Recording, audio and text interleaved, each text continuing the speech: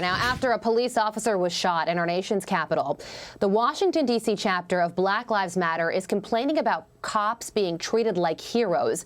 Meanwhile, the White House now admits defunding the police is cause for the nation's surge in violent crime. Listen to this. So what are you attributing the rise in crime to? Gun violence is a huge reason for the surge in crime. Underfunding of some police departments and their need for additional resources, something the president has advocated for consistently through the course of his career.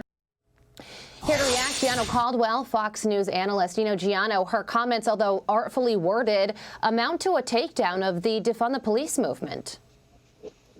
Yeah, as it should have been a long time ago. I don't think they realize, which doesn't make sense if you're smart people, that there's a correlation between defunding the police and certainly the $1 billion that was pulled out of New York and seeing an increase in violence, especially when you know the mood of the country has changed. If we look at just the pure numbers, just last year alone, over 346 officers were shot last year. The FBI put it at a 48% increase in those who have been killed over 2020, the highest since 2011.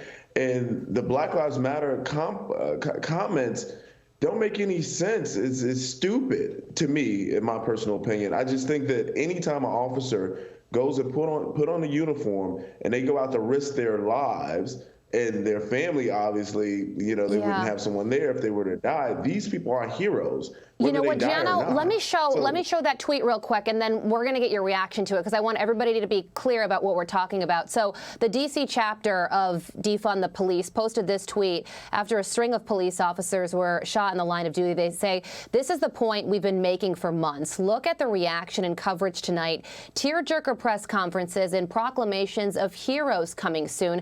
Imagine if people knew these folks' name. Being black in D.C. is more dangerous than any job." What's your reaction to that?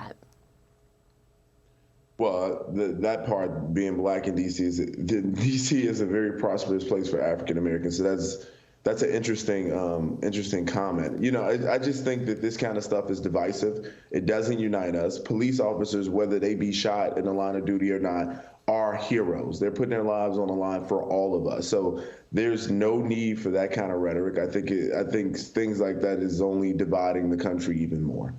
Yeah, and speaking of a divided country, check out these poll numbers. President Biden's support among black voters is plummeting.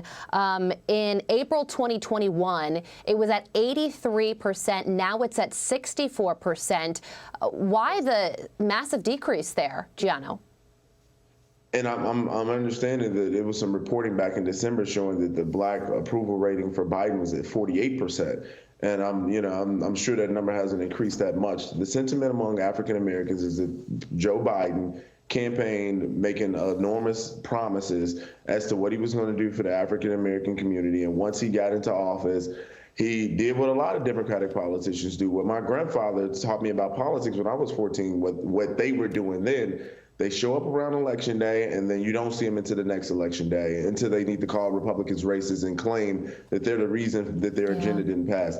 Joe Biden didn't prioritize African Americans, and African Americans prioritized him. And now, as a result, and everyone can see the result of the Biden presidency, he cannot count on that African American support in the midterm elections. It's absolutely hurting him politically. Very difficult year. Yeah, you're right, Gianno. The reason his poll numbers are going down, Republicans always never liked him. It's because of his core supporters and African Americans, Democrats, young people, Latinos as well.